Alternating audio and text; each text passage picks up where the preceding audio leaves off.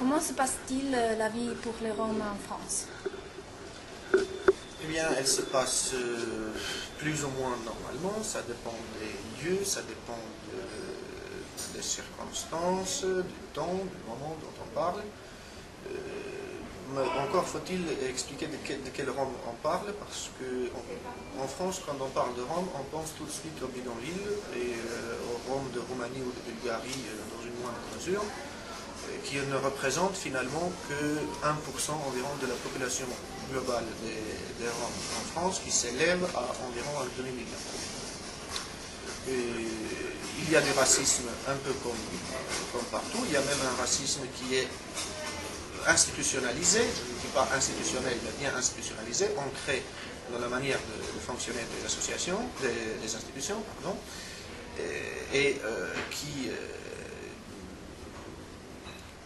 commence en fait par justement une mauvaise identification qui est faite consciemment ou pas du peuple dont on parle. On traite toujours les Roms comme un groupe social caractérisé par sa marginalisation et par les problèmes sociaux auxquels il est confronté, voire par des problèmes sociaux qu'il cause, comme la délinquance, etc., tous les stéréotypes qui circulent.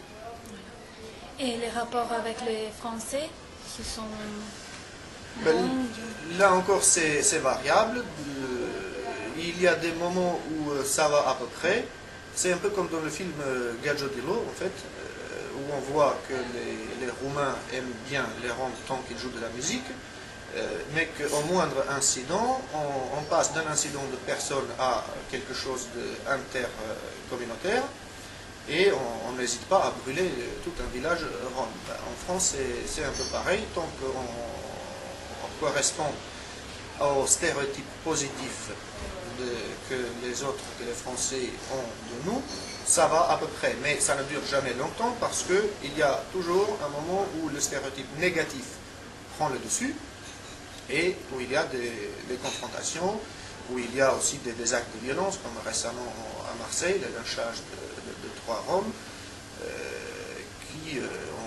on dirait qu'il y a un vent qui souffle d'Italie et qui attrape aussi la France en ce moment.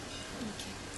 Donc, quels sont les obstacles principaux à l'intégration, disons, des Roms en France et que fait-elle votre association pour essayer de les surmonter?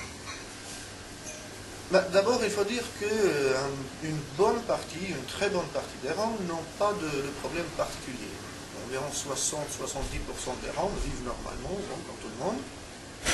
Mais, encore une fois, on parle des Roms uniquement en termes de problèmes sociaux, en tant que population qu'on doit aider, ou alors en termes de délinquance, en tant que population qu'il faut contrôler, etc. etc. Ça, c'est le principal problème. Là-dedans, les institutions s'y prennent vraiment mal, donc c'est cette séparation, cette distinction que j'ai faite et qu'on retrouve un peu partout dans les politiques qui sont mises en œuvre. Politiques auxquelles sont associés aussi pas mal d'acteurs de la société civile, des associations, des grandes ONG, etc. Notre association, dans cette configuration-là, a une toute petite place.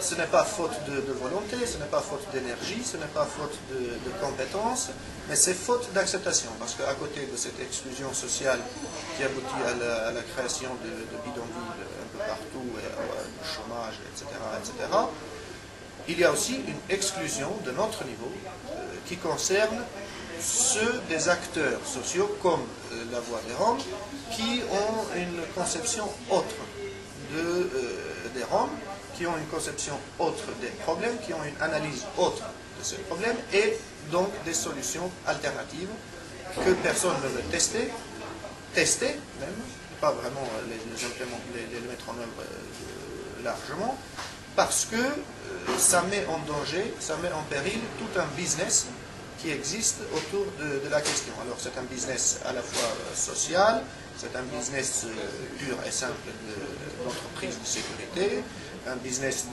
d'entreprise spécialisée dans la création d'aires d'accueil, d'associations spécialisées dans l'accompagnement social de ce que la France appelle gens du voyage, et qui en fait, il y a une confusion entre ce concept-là et les Roms en tant qu'une entité culturelle et historique. Voilà, donc on est dans ce rapport de force qui pour l'instant ne nous est pas favorable. D'un côté, il y a ceux qui ont les moyens de l'action et qui mènent une action qui ne résout rien aux racines du problème, et qui ne fait qu'en rajouter même. Et de l'autre côté, il y a ceux qui, comme nous, ont des solutions à proposer, mais qui ont du mal à se faire entendre.